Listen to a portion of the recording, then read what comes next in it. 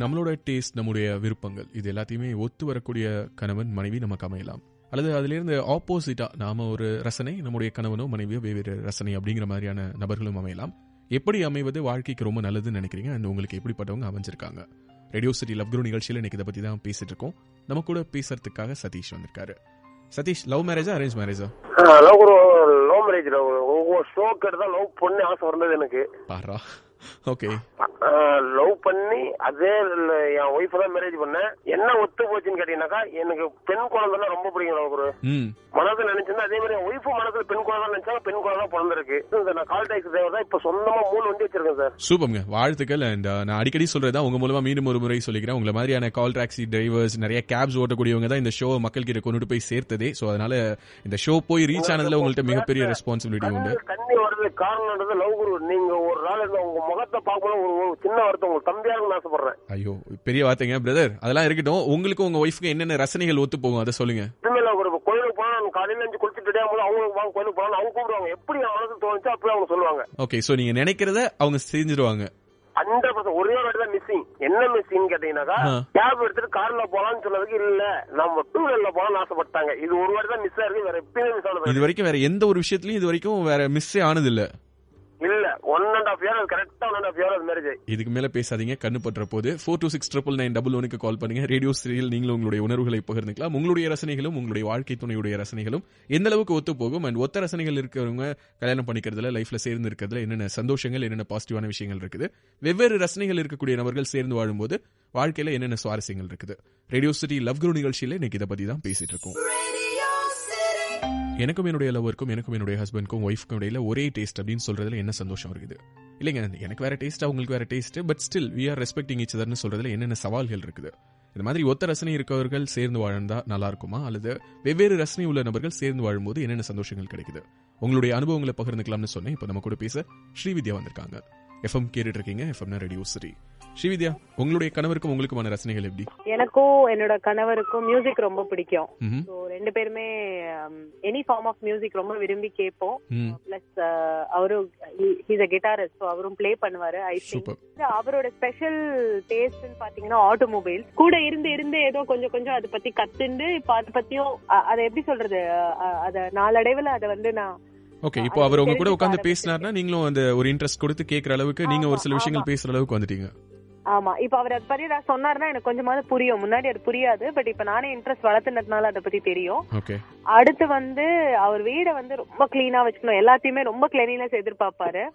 இப்ப அதை சொல்லி அதையும் நான் ஸ்லோவா அடாப்ட் பண்ணின்னு வரேன். சோ இந்த ஒத்து போற விஷயங்கள் எப்படி இருக்கும்போது ஒத்து போகாத விஷயங்கள், இந்த கிளீனினஸ் தான் கொஞ்சம் வந்து எப்படி சொல்றது, அப்கீப் ஆஃப் த ஹவுஸ் ரொம்ப ஒரு கான்சென்ட்ரேட் பண்ணுவாரு. என்னால அத்தனை மெயின்டைன் பண்ண முடியாது. பிகாஸ் ஆபீஸ் ஒர்க், பசங்களை மேனேஜ் பண்ணிட்டு வீட்டையும் பார்த்துட்டு அது என்னால கான்சென்ட்ரேட் பண்ண முடியாது. இதுலதான் எங்களுக்கு ஆர்குமெண்ட்ஸ் வந்தா இதுலதான் வரும், நீ இது சரியில்லை அது சரியில்லை பாரு. பட் அப்படி ஓடிட்டு இருக்கு. 2 பேரும் ஒத்து போகக்கூடிய ரசனைகள் நிறைய கொண்டவர்களா இருக்கீங்க. சோ அப்படி இருக்கும்போது எப்படி இருக்குது லைஃப்? இது இந்த மாதிரி ஒத்த ரசனைகள் இருக்கவங்க தான் சேர்ந்து இருக்கும்போது லைஃப் நல்லா இருக்கும்னு ஃபீல் பண்றீங்களா, இல்ல ஆப்போசிட்டான கான்ட்ராஸ்டான ரசனைகள் இருக்கணும்ங்கறீங்களா? கண்டிப்பா இல்ல. ஒரு கணவன் மனைவி அப்படின்னா எல்லாமே ஒழுங்கா ஒத்து போனோம் அப்படிங்கறது இருக்க முடியாது. அது வாழ்க்கையில ஒரு சுவாரஸ்யமே இல்ல. இந்த மாதிரி அப்பப்ப நடுவுல ஆர்குமெண்ட்ஸ் அண்ட் ஒத்து போகாத இருந்ததுனா தான் விட்டு கொடுத்து காம்ப்ரமைஸ் பண்ணி அட்ஜஸ்ட் பண்றது நடக்கும். Super, excellent. இந்த நேரத்தில் உங்களுடைய உணர்வுகளை பகிர்ந்ததற்கு மிக்க நன்றி. ஸ்ரீவித்யாவை தொடர்ந்து ரேடியோ சிட்டியில் நீங்களும் உங்களுடைய உணர்வுகளை ஷேர் பண்ணிக்கலாம். ஒரே மாதிரியான ரசனை உள்ளவர்கள் சேர்ந்து வாழும்போது இருக்கக்கூடிய சந்தோஷங்கள், வெவ்வேறு ரசனை கொண்ட நபர்கள் சேர்ந்து வாழும்போது இருக்கக்கூடிய சந்தோஷங்கள், சவால்கள். ரேடியோ சிட்டியில இன்னைக்கு இதை பத்தி தான் பேசிட்டு இருக்கோம். நம்மள மாதிரியே சேம் டேஸ்ட் ரசனை இருக்கக்கூடிய நபர்கள் நம்முடைய வாழ்க்கை துணையா இருக்கும்போது என்னென்ன சந்தோஷங்கள், அண்ட் நமக்கும் அவங்களுக்கும் சம்பந்தமே இல்லாத ரசனைகள் இருக்கும்போது என்னென்ன சவால்கள். ரேடியோ சிட்டியில இன்னைக்கு இதை பத்தி தான் பேசிட்டு இருக்கோம். நம்ம கூட பேசுறதுக்காக சுமதி வந்திருக்காங்க. கண்டிப்பா வந்து டிஃபரெண்டா இருந்ததுன்னா அவங்க வந்து நம்மளுக்காக ஒரு விஷயம் சேஞ்ச் பண்ணிக்கும் போது வந்து பரவாயில்ல, நம்ம மேல எவ்வளவு லவ் வச்சிருக்காங்க அப்படின்னு தோணும். அண்ட் நம்ம வந்து சேஞ்ச் பண்ணிக்கும் போது அந்த மாதிரி தோணும். சோ அதனால வந்து கண்டிப்பா அஃபெக்ஷன் அதிகமாகும். சேமா இருந்தா அதுக்கு சான்ஸ் இல்ல இல்லையா? ஓ, நமக்கு பிடிச்சமானவங்களுக்காக அவங்களுக்கு பிடிச்ச மாதிரி நம்மள மாத்திக்கிறது கூட ஒரு வகையில காதல் தான் அப்படிங்கறீங்க? கண்டிப்பா அதிகமாகும், காதல் அதிகமாகும். ஓகே, சோ உங்களுக்கும் உங்களுடைய கணவருக்கும் என்னென்ன மாதிரியான ரசனை வித்தியாசங்கள்? ஃபுட் வந்து எனக்கு வந்து ஸ்பைசியா இருந்தா பிடிக்காது, பட் அவருக்கு ரொம்ப ஸ்பைசியா. சோ அதுவும் அவரோட நேட்டிவ் வந்து ஆந்திரா. சோ ஃபர்ஸ்ட் வந்து நான் ரொம்ப கஷ்டப்பட்டேன், பட் அதுக்கப்புறமா நான் வந்து ரொம்ப கஷ்டப்படுறத பார்த்து அவர் கொஞ்சம் வந்து சேஞ்ச் ஆறாரு அண்ட் நானும் சேஞ்ச் ஆகி இப்போ ஓரளவு மிடிலா இருக்கு.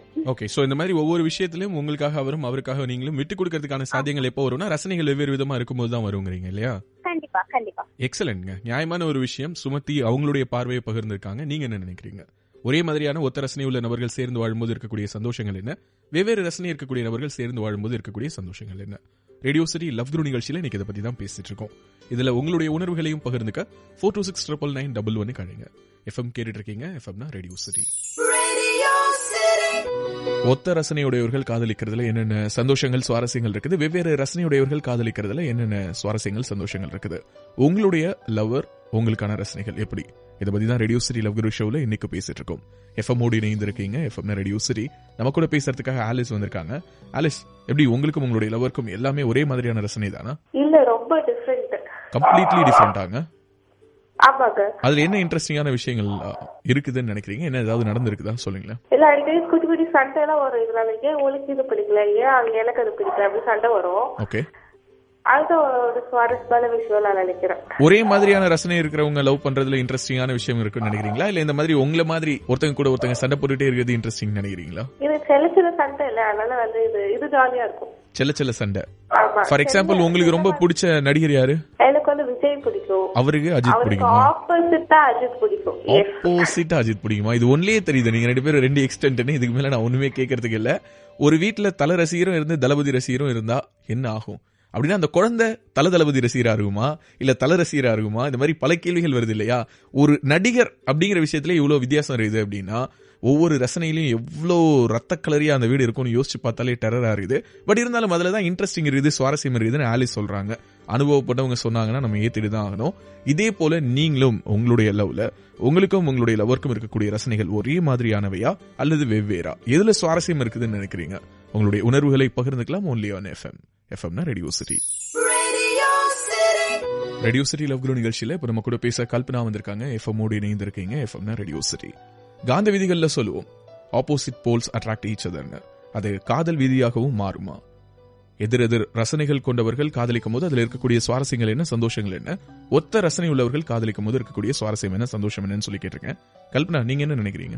இல்ல ஒரு ஆக்சுவலா எங்களோட லவ்ல வந்து நாங்க ஆப்போசிட் தான். எனக்கு பிடிச்சது அவருக்கு பிடிக்காது. உங்களுக்கு என்ன பிடிக்கும், அவருக்கு என்ன பிடிக்காது? ஏதாவது ஒரு எக்ஸாம்பிள் சொல்லுங்களேன், நாங்க புரிஞ்சுக்கிற மாதிரி. நான் கொஞ்சம் மாடர்னா ட்ரெஸ் பண்ணா எனக்கு பிடிக்கும், பட் ஆனா அது அவருக்கு பிடிக்காது. ஓகே. நான் எப்பவுமே ரொம்ப ஜாலியா பேசுவேன். அப்படி என்னன்னா, இல்ல இதுதான் லிமிட், இப்படிதான் இருக்கணும்னு ரொம்ப ஸ்ட்ரிக்ட்டா இருப்பாரு. சோ எல்லாத்துலயுமே ஒரு 2 டெட் எக்ஸ்டென்ட்னு வச்சுக்கலாமா ரெண்டு பேரும்? கண்டிப்பா ஆப்போசிட்டா தான் இருப்போம். பட் ஆனா அந்த நேரத்துல எனக்கு ரொம்ப கோவம் வந்துடும், நான் சண்டை போடுவேன். எனக்கு பிடிச்சது கூட என்ன பண்ண முடியல. லாஸ்ட் வீக் நான் ஸ்கூட்டி எடுத்தேன் லவ் குரு, அது கூட அவருக்கு பிடிச்ச மாதிரி தான் எடுக்கணும்ட்டாரு. அவருக்கு பிடிச்ச மாதிரினா என்ன, என்ஃபீல்டா? ஐயோ, அந்த மாதிரி இல்ல குரு. அவருக்கு பிடிச்ச கலர்ல தான் எடுக்கணும் அப்படிங்கிற மாதிரி இல்ல, அவருக்கு பிடிச்ச ஷோரூம்ல தான். மொத்தத்துல ஏதோ ஒரு விஷயம் நீங்க சொல்றதுக்கு ஆப்போசிட்டா அவர்கிட்ட ஒரு விஷயம் இருக்கும். கண்டிப்பா லவ் குரு அப்படி. ஆனா அவர் அந்த நேரத்துல வந்து நான் சமாதானப்படுத்தும் போது அந்த இடத்துல கொஞ்சம் சுவாரஸ்யமா இருக்கும். ஓகே, சோ அதுல ஒரு இன்ட்ரெஸ்டிங் ஃபேக்டர் இருக்குதுங்கறீங்க அப்படின்னா?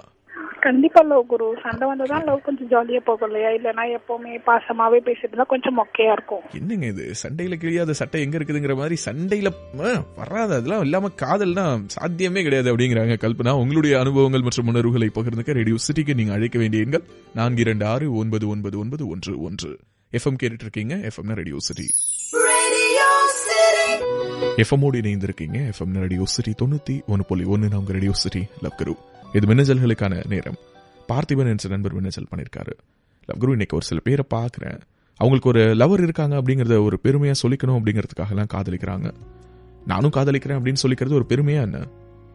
லவ் குரு, ஸ்கூல் பசங்களுக்கு எல்லாம் எப்படி லவ் வரும் எனக்கு புரியல. ஒரு சில பேருக்கு பார்த்த உடனே காதல் வந்துருது. காதல்னா என்ன லவ் குரு? அது வர்றதுக்கு ஒரு வயசு வரைமுறை எதுவுமே கிடையாதா?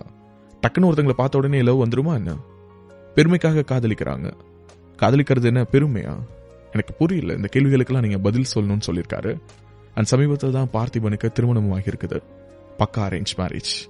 அதையும் அண்டர்லைன் பண்ணி சொல்லியிருக்காரு. பார்த்திபனுக்கு ஒரு சில வார்த்தைகள், அவர் கேட்ட கேள்விகளுக்கான பதில்களான்னு எனக்கு தெரியாது, பட் ஷேர் பண்ணிக்கணும்னு நினைக்கிறேன் இந்த பாடல்களுக்கு பிறகு. ஸ்டேடியம் நீங்க கேட்டுட்டு இருக்குது FMனா ரேடியோ சிட்டி. பல நண்பர்கள் பல நேரங்கள்ல கேட்ட கேள்வியை தான் இன்னைக்கு பார்த்திபன் ஒரே கேள்வியாக என்கிட்ட முன் வச்சிருக்கிறாரு. FM ஓடு இணைந்திருக்கீங்க. FMனா ரேடியோ சிட்டி 91.1. நான் உங்க ரேடியோ சிட்டி லவ் குரு. எந்த வயசுல காதல் வரலாம் அப்படிங்கிறதுக்கு நான் பதில் சொன்னேன்னு வச்சுக்கோங்களேன். லவ் குரு தான் இந்த பசங்க எல்லாரையும் கெடுக்கிறாங்க அப்படின்னு சொல்லிட்டு என் மேல ஒரு குற்றச்சாட்டு வைப்பாங்க. பட் எனக்கு அதை பத்திலாம் கவலை இல்லை. நீங்க யோசிச்சு பாருங்களேன், ஒரு 27 வயசுல ஒருத்தவங்களுக்கு கல்யாணம் ஆகும்போது எனக்கு 12 வருஷம் லவ் அப்படின்னு அவங்க சொல்றாங்கன்னு வச்சுக்கோங்களேன். வா 12 இயர்ஸா லவ் பண்ணீங்களா அப்படின்னு தான் நம்ம எக்ஸைட் ஆகும்.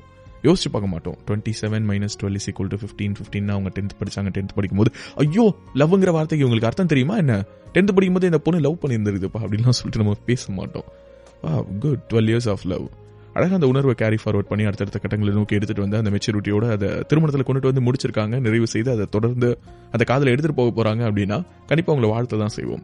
ஸோ அதனால உங்களுடைய முதல் கேள்விக்கு பதில் காதலுக்கான வயசு அப்படிங்கறத இங்க யாராலையுமே டிசைட் பண்ண முடியாது. நம்முடைய நாட்டில் ஓட்டு போடுறதுக்கு ஒரு வயசு இருக்கே தவிர காதல் பண்றதுக்கான வயசுன்னு எதுவும் கிடையாது.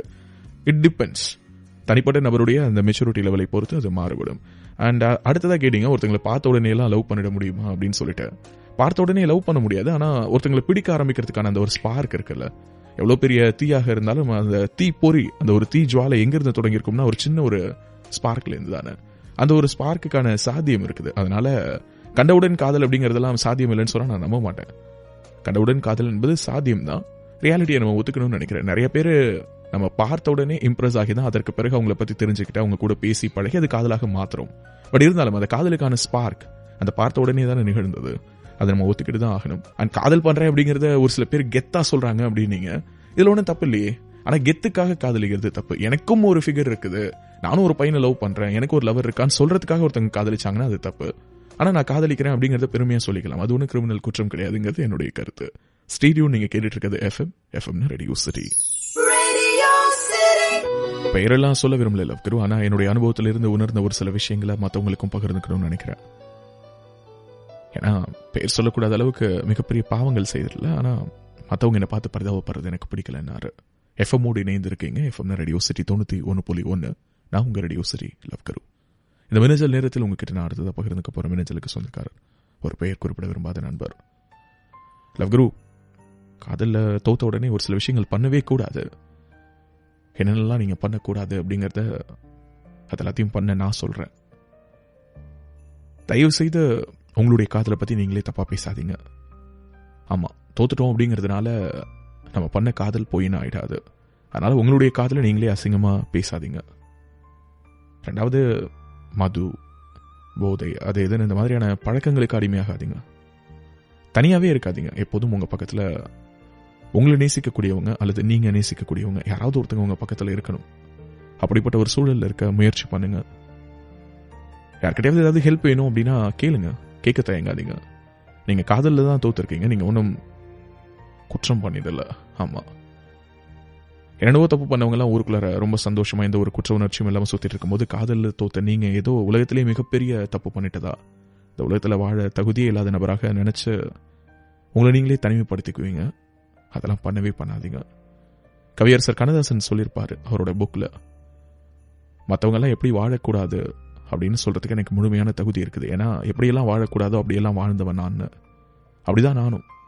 அதனாலதான் இவ்வளவு உரிமையா சொல்றேன்னாரு. அவருடைய காயங்கள்ல இருந்து அவர் சீக்கிரமா மீண்டு வரணும். அதுதான் இந்த நேரத்தில் அவருக்கு என்னுடைய வாழ்த்துதலும் பிரார்த்தனையும்.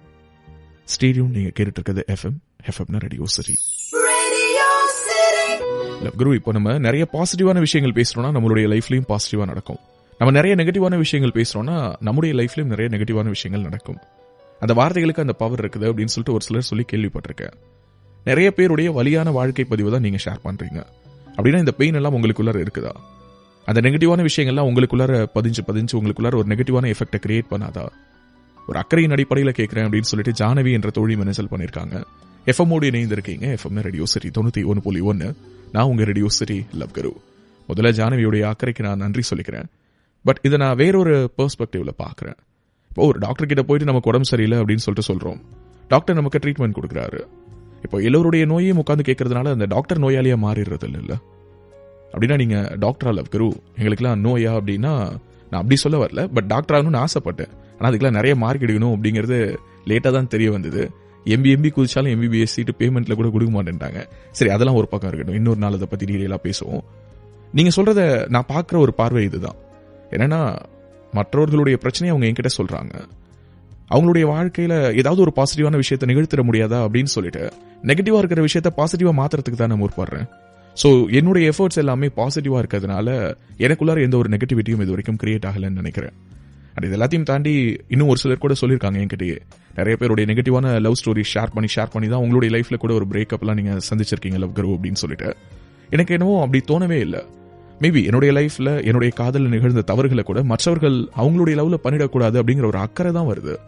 அண்ட் அவங்களுடைய லைஃப்ல ஏதாவது ஒரு பாசிட்டிவான விஷயம் என்னுடைய வார்த்தையால அவங்களுடைய வாழ்க்கையில நிகழ்ந்துராதா அப்படிங்கிற ஒரு ஏக்கமும் பரிதவிப்பும் தான் இருக்குதே தவிர, எந்த ஒரு இடத்திலும் இது ஒரு பேர்டனாவோ அல்லது மற்றவங்க பேசுற விஷயத்தெல்லாம் கேட்டு எனக்குள்ள ஒரு நெகட்டிவிட்டி உருவாகுதுங்கிற ஒரு எண்ணமாகவோ நான் பார்க்கல. எனிவே, உங்களுடைய மின்னஞ்சலுக்கு ரொம்ப நன்றி. Stay tune. நீங்க கேட்டுட்டு இருக்குது FM radio city. Radio city love guru நிகழ்ச்சியை ஆன்லைன் மூலமா கேட்க லாக் பண்ணுங்க planetRadioCity.com. அங்க ரேடியோ சிட்டி தமிழ் என்ற வெப் ரேடியோக்கான லிங்க் இருக்கு. அதை கிளிக் பண்ணீங்கன்னா தினசரி மதியம் 2 மணியிலிருந்து 4 மணி வரைக்கும், இரவு 9 மணியிலிருந்து 11 மணி வரைக்கும் லவ் குரு நிகழ்ச்சி நீங்க கேட்க முடியும். ரேடியோ சிட்டி லவ் குரு வகை என்கிட்ட நீங்க கேட்கணும்னு நினைக்கக்கூடிய உணர்வுகள் சார்ந்த, உறவுகள் சார்ந்த கேள்விகள் எதுவாக இருந்தாலும் அதை loveguru@myradiocity.com மின்னஞ்சல் பண்ணுங்க. எஃப்எம்மோடு இணைந்திருக்கீங்க. FM radio city.